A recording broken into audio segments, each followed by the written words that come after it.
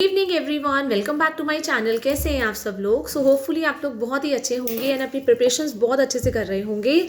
तो होपफुली आज आप लोगों का सीटेट का एग्जाम अच्छा हुआ हो। आप लोगों का सीटेट का एग्जाम था, होपफुली वो बहुत ही अच्छा हुआ होगा। एंड बाकी के कैंडिडेट्स का जिनका एग्जाम कल है, मेरी तरफ से उनको ऑल द बेस्ट। बहुत अच्छे से एग्जाम करिएगा, अच्छे से क्वेश्चंस को रीड करिएगा। तो आज हम डिस्कस करेंगे अबाउट DSSB वैकेंसीज, जो आप लोग बहुत टाइम से वेट कर रहे हैं कि हमारी DSSB की न्यू वैकेंसीज कब आएंगी। एंड साथ में आप ये भी पूछ रहे हैं कि क्या वो इसी मंथ आ जाएंगी। तो आप लोग जानते हैं हमारे फरवरी मंथ में तो इलेक्शंस हैं, तो आप लोगों के पूरे चांसेस यही हैं कि आपको या तो दिसंबर में और in the first week of January में आपको DSSB की वैकेंसीज देखने को मिल सकती हैं। आज का आप लोगों का जो सीटेट का एग्जाम हुआ है उसको आपको क्वालिफाई करना बहुत ज़रूरी है, बहुत ज़रूरी है। एंड अगर आप लोगों को 150 में से 90 मार्क्स आते हैं, 60% स्कोर करते हैं, तो आप लोग DSSB का फॉर्म और KVS के फॉर्म्स भर पाएंगे। अगर आप लोग 60% स्कोर करते हैं, अगर आप अनरिजर्व कैटेगरी से हैं या जनरल कैटेगरी से हैं, अगर आप लोगों के 90 मार्क्स आ जाते हैं 150 के लिए, तो आप लोग एलिजिबल हो जाएंगे for the DSSB vacancies. But आप लोगों को कन्फ्यूजन था रिगार्डिंग, आप लोग OBC का पूछ रहे थे, SC ST। अगर आप लोग किसी भी रिजर्व कैटेगरी से हैं, लाइक SC ST से हैं आप, या अगर आप दिल्ली OBC का आपके पास सर्टिफिकेट है, तो आप लोग 82 मार्क्स में क्वालिफाइंग मानने जाएंगे। मतलब 82 या अगर 82 से ऊपर आपका स्कोर है तो आप लोग DSSB का और KVS का फॉर्म आराम से भर सकते हैं।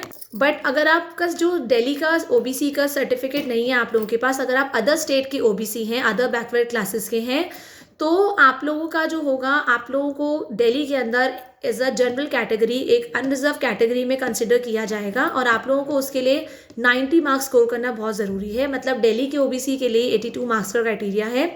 अगर आप अदर स्टेट के OBC हैं तो आप लोगों को 90 मार्क्स स्कोर करने पड़ेंगे।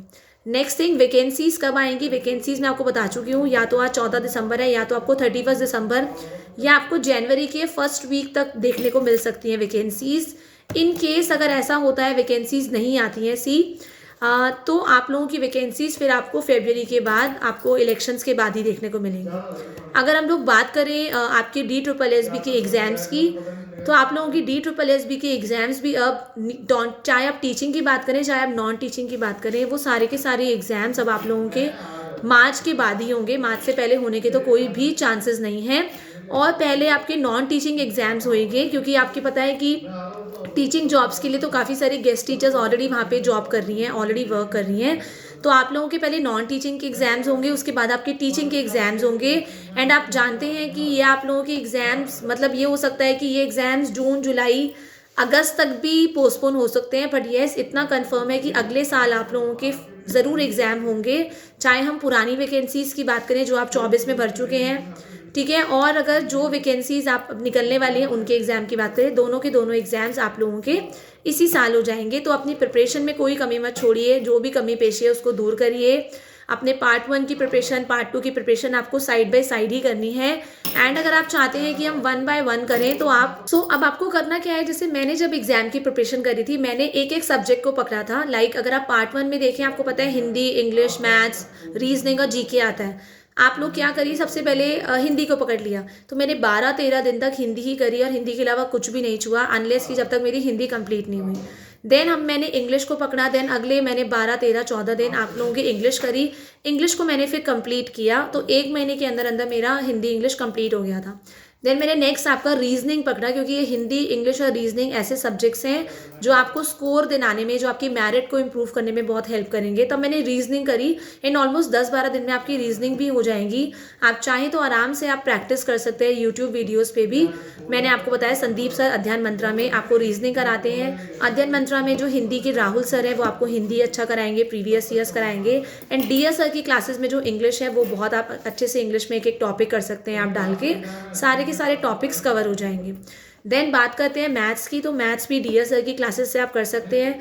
ज़्यादा एक्सप्लेनेशन में करने का इतना टाइम नहीं है, बट ये से पहले अपना आप NCERT का बेस क्लियर करिए। एंड क्लास 8 तक का तो आपको करना ही करना पड़ेगा NCERT। उसके बाद आप लोग अगर शॉर्टकट्स देखना चाहते हैं तो आप लोग मैथ्स के शॉर्टकट्स जो हैं डियर सर की क्लासेस से देख सकते हैं।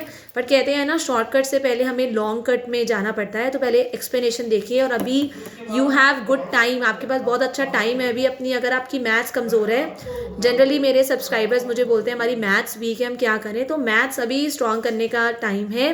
6th क्लास से आपका बेस या 5th क्लास से बेस अपना स्ट्रॉन्ग करिए।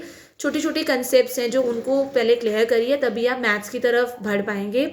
और सबसे बड़ी चीज़ ये है कि जो मैथ्स का फोबिया रहता है ना हमारे दिमाग में कि मैथ्स मुश्किल है, उस चीज़ के फोबिया को आपको निकालना पड़ेगा। मैं खुद मैथ्स से बहुत डरती थी, बट क्लास 10th में मेरा मैथ्स बहुत अच्छा हो गया था और अभी तक बहुत अच्छा है मैथ्स। अब मैं मैथ्स से नहीं डरती हूँ। तो बेसिकली जब हमें किसी भी सब्जेक्ट से डर लगता है ना, वैसी वो चीज़ हमें समझ आनी बंद हो जाती है। तो आपको इस चीज़ का ध्यान रखना है कि मैथ्स आप ऐसे, एंड बाकी आप राकेश यादव सर की क्लासेस भी देख सकते हैं यूट्यूब, अगर आपको बिल्कुल बेसिक से देखनी है। एंड जीके में आप लोगों का ध्यान रखना है कि जीके की आपके मैंने काफ़ी सारे चैनल्स बताए हैं। ल्यूसेंट जीके की बुक्स हैं, आप बुक है वो आप ले सकते हैं, हिंदी इंग्लिश दोनों में अवेलेबल है। और अगर आप उससे नहीं करना चाहते हैं तो यूट्यूब पे भी आप क्लासेस देख सकते हैं। क्रेजी जीके ट्रिक्स की क्लासेस हैं, आपके एनसीईआरटी मंत्रा है, आपको पॉलिटिकल साइंस पढ़नी है तो फिनोलॉजी बाय प्रिया जैन है। तो काफ़ी सारे चैनल्स ऐसे अवेलेबल हैं जो आपको फ्री यूट्यूब क्लासेस दे रहे हैं। तो होपफुली आप लोग अपनी प्रिपरेशन करते रहेंगे। स्टिल अगर आपको किसी भी कोई भी सब्जेक्ट में दिक्कत है, आप मुझे बताइए। I will definitely tell you आपको कौन सा सब्जेक्ट कैसे करना है। Till the time, thank you everyone, have a nice day.